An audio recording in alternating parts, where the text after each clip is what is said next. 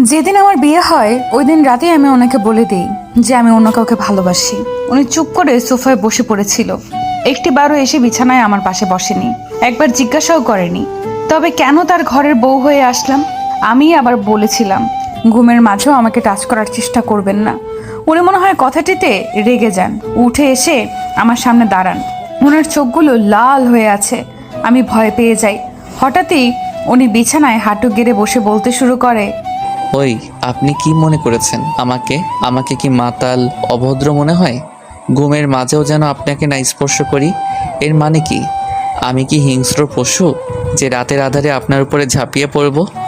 তারপর আরো কিছু কথা শুনিয়ে দিয়ে নিজের চোখ মুছতে মুছতে ঘর থেকে বের হয়ে যায়। আমি বিছানা ছেড়ে উঠে গিয়ে জানলা দিয়ে বারান্দার দিকে তাকাই। দেখি উনি নীরবে বসে আছেন আর একটু পর পর চোখ মুছতে ব্যস্ত। বিয়ে ঠিক